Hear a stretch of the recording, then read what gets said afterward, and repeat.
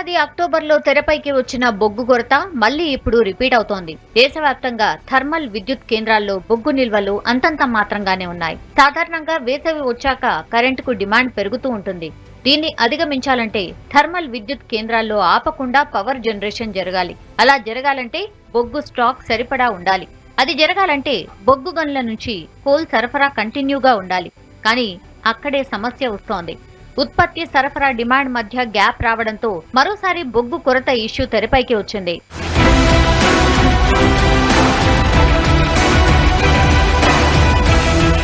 ప్రస్తుతం summer season peak stage కు చేరుతూ ఉండడంతో విద్యుత్ డిమాండ్ భారీగా పెరుగుతోంది. దీంతో చాలా రాష్ట్రాల్లో కరెంటు కోతలు మొదలయ్యాయి. ఇంకొన్ని చోట్ల పరిశ్రమలకు పవర్ హాలిడేలు కనిపిస్తున్నాయి. ప్రతి రాష్ట్ర విద్యుత్ ఉత్పత్తి సంస్థలు, ప్రైవేటు విద్యుత్ కేంద్రాలు ఏడాదిలో వినియోగించే బొగ్గు పరిమాణంలో 10% తప్పనిసరిగా విదేశాల నుంచి దిగుమతి చేసుకోవాలని కేంద్రం ఆదేశాలు జారీ చేసింది.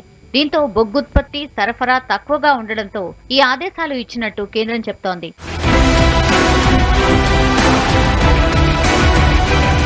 దేశవ్యాప్తంగా ఉన్న 165 థర్మల్ కేంద్రాల్లో సాధారణంగా 66.53 లక్షల టన్నుల బొగ్గు నిల్వలు ఉండాలని, వాటన్నిటిలో రోజువారీ కరెంటు ఉత్పత్తికి 27.48 లక్షల టన్నుల బొగ్గును వాడతారని కేంద్ర విద్యుత్ మండలి కేంద్ర ప్రభుత్వానికి చెప్పింది. నిజానికి అన్ని థర్మల్ విద్యుత్ కేంద్రాల్లో కలిపి ఏప్రిల్ 27 నాటికి 21.02 లక్షల టన్నులే బొగ్గు ఉంది.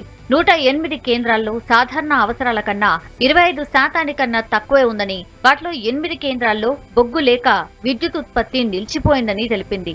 12 కేంద్రాలు పూర్తిగా విదేశీ బొగ్గుపైనే ఆధారపడి నడుస్తూ ఉండడంతో విద్యుత్ ఉత్పత్తి తగ్గిపోయి పలు రాష్ట్రాల్లో కరెంటు కోతలు విధిస్తూ ఉన్నారు. తెలంగాణలో కాకతీయ థర్మల్ కేంద్రంలోనూ చాలా తక్కువగా ఉందని కేంద్ర విద్యుత్ మండలి తెలిపింది. రైళ్ల కొరత వల్ల ఏపీలో కేంద్రాలకు బొగ్గు సరఫరా తగ్గి కొరత నానాటికి పెరుగుతోందని కేంద్రానికి రిపోర్ట్ ఇచ్చింది.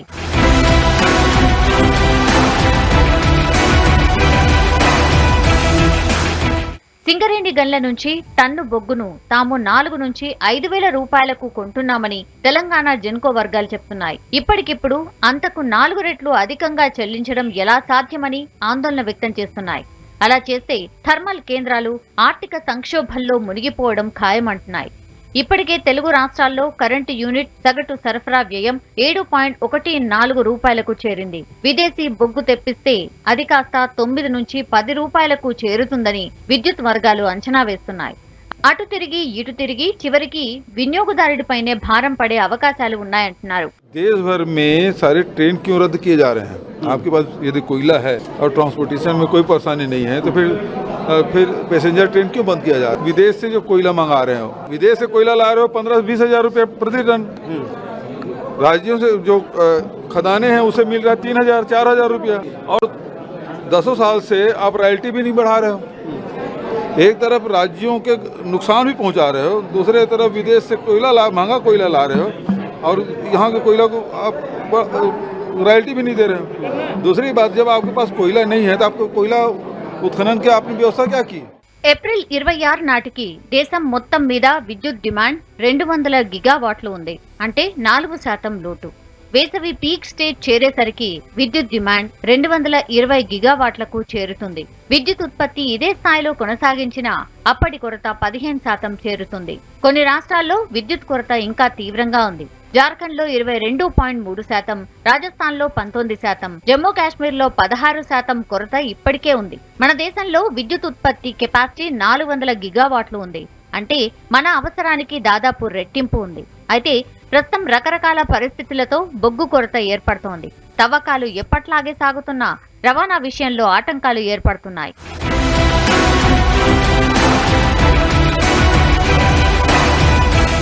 బొగ్గు ఆధారిత ప్లాంట్లను రెగ్యులర్ గా నడపాలంటే బొగ్గు సరఫరాకి ఎలాంటి ఆటంకం ఉండకూడదు.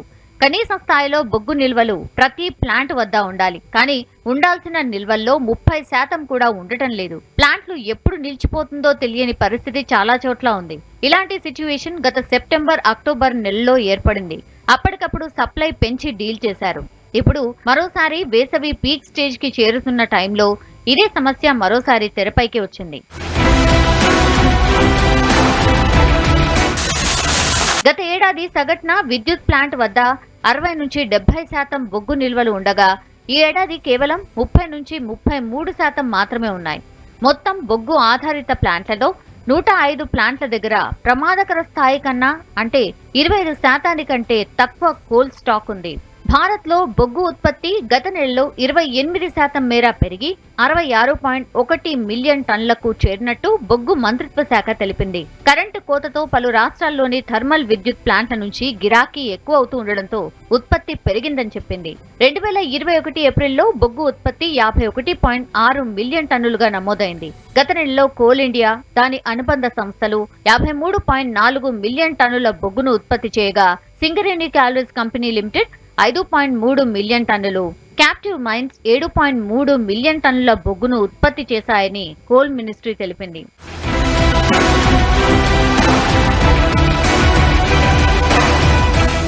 ఈ లెక్కన ఉత్పత్తి కూడా బాగానే ఉంది. కానీ థర్మల్ కేంద్రాల్లో డిమాండ్ పెరగడం, ఉన్న నిల్వలు తగ్గడం, వాటికి తగ్గట్టుగా సప్లై లేకపోవడంతో సమస్య వచ్చిందని చెప్తున్నారు. ఇందులో కేంద్రం ఒక వాదన వినిపిస్తే రాష్ట్రాలు మరో వాదన వినిపించే పరిస్థితి కనిపిస్తోంది.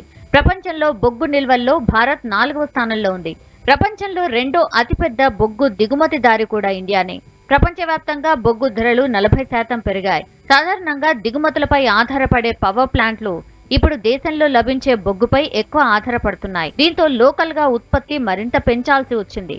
అదే సమయంలో విదేశాల నుంచి 10% దిగుమతి చేసుకోవాలని కేంద్రం చెప్పడంతో సీన్ మారిపోతోంది. భారీగా రేట్లు పెట్టుకుంటే ఆర్థికంగా భారమని వాదించే పరిస్థితి ఏర్పడింది.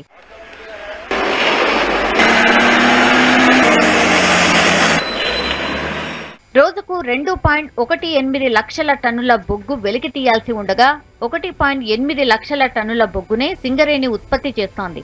అందులో తెలంగాణలోనే థర్మల్ పవర్ స్టేషన్లకు 30,000 టన్నులను సరఫరా చేస్తోంది. మిగతాది కర్ణాటక, మహారాష్ట్ర, ఆంధ్రప్రదేశ్లకు సరఫరా అవుతోంది. బొగ్గు గన్లకు 50 కిలోమీటర్ల లోపు ఉండే థర్మల్ పవర్ ప్లాంట్లను పిట్ హెడ్ గా చెప్తారు. వీటికి బొగ్గును అందించడం పెద్ద కష్టమేమీ కాదు.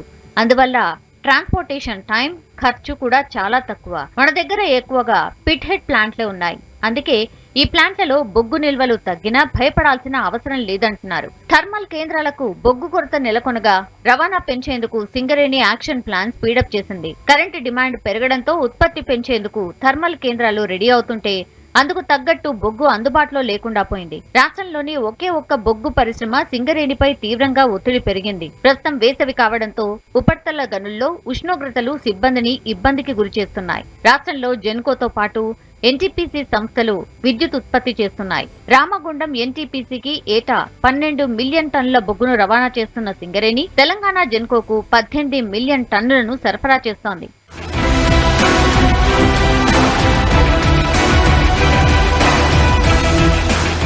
సింగరేణి సంస్థ ఆర్థిక సంవత్సరం ముగింపు సమయంలో 4 మిలియన్ టన్నుల వరకు నిల్వ బొగ్గు ఉన్నట్టు గుర్తించింది. దీంతో కేంద్రం నిల్వ బొగ్గును రవాణా చేయాలన్న ఒత్తిడి పెంచింది. నిల్వలను గుర్తించి వాటిని వెంటనే రవాణా చేసేలా చర్యలు తీసుకోవడానికి సింగరేణి ప్రణాళికలు చేస్తోంది. సింగరేణి సంస్థ ఈ ఆర్థిక సంవత్సరం 74 మిలియన్ టన్నుల బొగ్గు ఉత్పత్తి లక్ష్యంగా పెట్టుకుంది. ఇందుకు తగ్గట్టుగా ప్రాంతాల వారీగా టార్గెట్స్ ఫిక్స్ చేసింది. అయితే ప్రస్తుతం ఒక్కసారిగా పెరిగిన బొగ్గు డిమాండ్తో అవకాశం ఉన్న ప్రాంతాల్లో బొగ్గు ఉత్పత్తి టార్గెట్స్ ను పెంచి ప్రొడ్యూస్ చేయాలని సూచిస్తోంది. ఈ క్రమంలోనే కొన్ని డివిజన్లకు ఆర్థిక సంవత్సరం ముందు పెట్టిన లక్ష్యానికంటే మరింతగా పెంచింది. బొగ్గు రవాణా పెంచడం ద్వారా ఒత్తిడిని అధిగమించవచ్చని సింగరేణి భావిస్తోంది. తెలంగాణలో రోజుకు 38 నుంచి 40 రైల్వే ర్యాక్ల డిమాండ్ ఉంది. రైల్వే వ్యాగన్లు అందుబాటులోకి రాగానే లోడింగ్ చేసి వినియోగదారులకు సరఫరా చేసేందుకు చర్యలు తీసుకుంటోంది. ఒక రైల్వే ర్యాక్ అంటే 53 వ్యాగన్ల ద్వారా 4,000 టన్నుల బొగ్గు రవాణా చేస్తారు. అంటే రోజుకు 40 ర్యాక్ల ద్వారా బొగ్గు ట్రాన్స్పోర్ట్ చేస్తే 1.60 లక్షల టన్నుల బొగ్గును థర్మల్ ప్లాంట్లకు అందించే ఛాన్స్ ఉంది. ఇందులో దూరాన్ని బట్టి టైం మారుతుంది. ఇప్పటికే దేశంలోని థర్మల్ విద్యుత్ కేంద్రాలకు టైంకు బొగ్గు సప్లై చేసేలా पैसेंजर ट्रेन आपेसी बोग्गु लोड ट्रेन अनुमतिस्तुन्नारु। लोगों को तो पता ही नहीं है अभी कौन कौन सी ट्रेन कैंसिल हुई है। आदमी को आ रहा है स्टेशन जाने के लिए, उसको परेशानी पड़ी है। स्टेशन आ रहा है तब पता चल रहा है कि ट्रेन कैंसिल हुई है, कौन ट्रेन कैंसिल नहीं हुआ है। पेपर में दे दिया है कि 700 500 या जो भी ट्रेन कैंसिल किया गया है ट्रेन से कैंसिल हो गया है, लेकिन किसी को कंफर्म ही नहीं है कौन सी ट्रेन कैंसिल हुआ कौन सा नहीं हुआ। ये पैसेंजर है गर्मी में आ रहे हैं जा रहे हैं, इतनी धूप में जो अपना गाड़ी करके आ रहा है फिर रिटर्न घर जा रहा है, यही सब परेशानियां यात्रियों के साथ हो रही है। बट डाउट है कि वो कैंसिल होगी या ट्रेन नहीं है, बट अभी मैं वेट कर रहा हूँ कि हाँ टाइम पे आ जाए ट्रेन तो अच्छा है। దేశంలో కరెంటు కోతలకు కారణం తగినంత కోల్ ప్రొడక్షన్ ఉన్నా డిమాండ్ సప్లై మధ్య వచ్చిన గ్యాప్ తో సమస్య వచ్చింది. నిజానికి బొగ్గు నిల్వలు ప్రపంచంలో ఎప్పుడో ఒక రోజు అయిపోవాల్సిందే. ఇప్పుడు రవాణా లేట్ అవ్వడంతో వచ్చిన సమస్యను అధిగమించినా భవిష్యత్తులో జరిగే పరిణామాలను ముందే ఊహించి ప్రత్యామ్నాయ ఇంధన వనరులపై ఫోకస్ పెంచాల్సి ఉందని ఎక్స్పర్ట్స్ అంటున్నారు.